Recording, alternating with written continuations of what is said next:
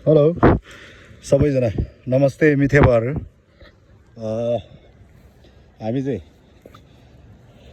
हाम्रो थोङ्रोप्ली झरनाको मनोरम दृश्यसँग रमिसकेपछि सबैजना गाउँतिर फर्किने कार्यक्रममा छ है। अलिकति अविरल वर्षातले गर्दाखेरि बिरालो माथि पनि यो अलिकति चिप्लो भइरहेको छ यो बाटोहरू। यस्तो चिप्लो बाटोमा पनि हाम्रो दिदी बहिनीहरू दाजुभाइहरूले चाहिँ आफ्नो गाउँको सुन्दर ठाउँको यात्रा गर्नु दुःख कष्ट गरी गरी आफ्नो ज्यानको परवाह नै नगरी आफ्नो गन्तव्यमा पुगेर फर्किँदै हुनुहुन्छ उहाँहरू। यहाँदेखि सकुशल फर्किँदै झन् सुरक्षित रेलिङतिर पुगिसक्नु भएको रहेछ उहाँहरू। खुसी लाग्यो। यस्तो अप्ठ्यारो यात्रा पनि उहाँले एउटा दृढ सङ्कल्पका साथ र छुट्टै जोस जाँगर र सुरक्षितका साथ सम्पन्न गराएकोमा तपाईँहरूलाई चाहिँ यो म किन देखाइरहेको छु भने अब यो यहाँदेखि मात्र हाम्रो रेलिङ सुरु भएको छ। अलिकति यहाँदेखि माथि चाहिँ अलिकति बनाउन बाँकी नै छ। अलि योजनाको कार्यक्रमहरू क्रमागत रूपमा नै छ। विश्व मात्र नभइकन हाम्रो देश पनि यस्तै कोभिड-19 कोरोना भाइरसको सङ्क्रमण र त्रासमा परेको कारणले गर्दाखेरि अर्थव्यवस्था नै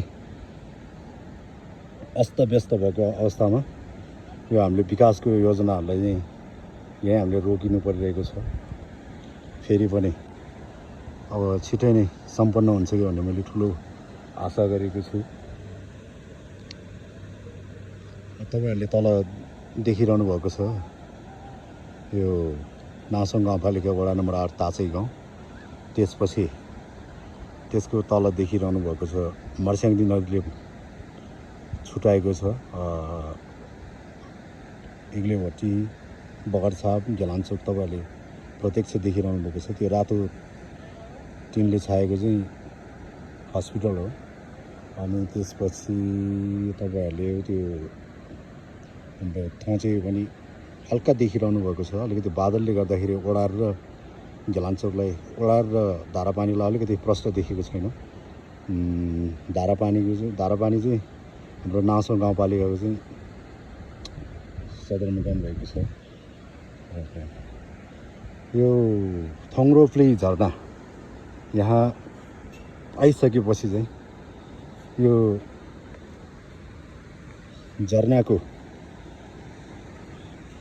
स्वच्छ सुन्दरता र मनोरम दृश्यको साथसाथै हामीले चाहिँ यो तलको बस्तीहरूलाई मजाले एकदम आनन्दका साथ चाहिँ अवलोकन गर्न सकिन्छ। उहाँहरू फर्किरहनु भएको छ। अलिकति तपाईँको आउँदाखेरि चाहिँ थानियालाई 30 देखि 45 मिनट अनि थानिया बाइककोलाई चाहिँ अलिकति कम्तीमा 1 घन्टाको समय छुटाउनु भयो भने तपाईँ मजाले झरनाको फेदमै पुग्नु भए झरनाको मनोरम दृश्यसँग चाहिँ रम्न सक्नुहुनेछ। अनि फर्किँदाखेरि त तपाईँको खासै लाग्दैन, तपाईँको धेरैमा 15 मिनट, किनभने ओह्रालो छ। हुन त फेरि कसैलाई त उकालोमा भन्दा ओह्रालोमा हिँड्न अलिकति समस्या हुन्छ जस्तो मलाई लाग्छ। यो चाहिँ रेलिङ चढिसकेपछि बिचको स्टेसनको रूपमा रहेको छ। यो चाहिँ अलिकति रेलिङ चढ्दा खुट्टाहरू गलेको अवस्थामा चाहिँ एकछिन यहाँ आराम गरी तपाईँहरूले चाहिँ तलको भ्यूसँग मजाले आनन्द लिन सक्नुहुन्छ। यही जस्तै मैले अहिले तपाईँहरूले देखाइरहेको छु।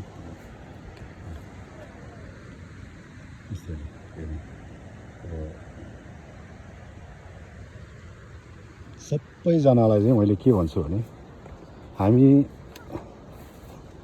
यो बाह्य पर्यटनमा मात्र भर नपरौँ। हाम्रो आन्तरिक पर्यटनलाई पनि आकर्षित तुल्याउँदै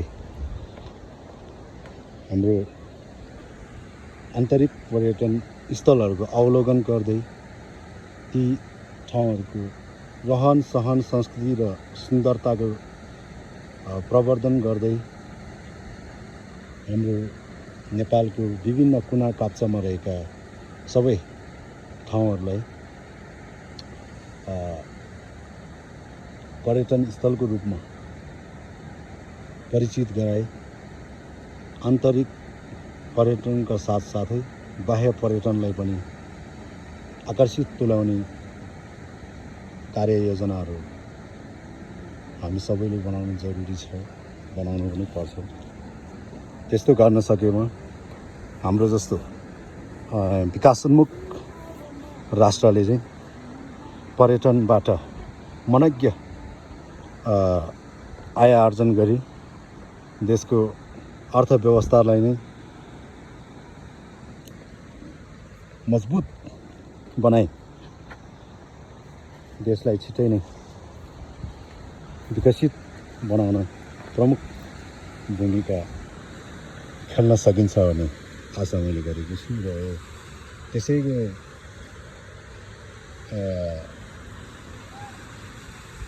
योजना स्वरूप मैले चाहिँ यो मेरै गाउँको प्राकृतिक सौन्दर्यहरूलाई पनि प्रचार प्रसारको माध्यमबाट तपाईँहरू सबैलाई एकचोटि आउनुहोस्, यो ठाउँमा घुम्नुहोस् र यसै ठाउँको वातावरणसँग घुलमिल हुँदै आफू पनि आउनुभयो, आफ्नो साथीहरूलाई पनि आउन प्रेरित गरिदिनु हुन सबैलाई मेरो व्यक्तिगत तर्फबाट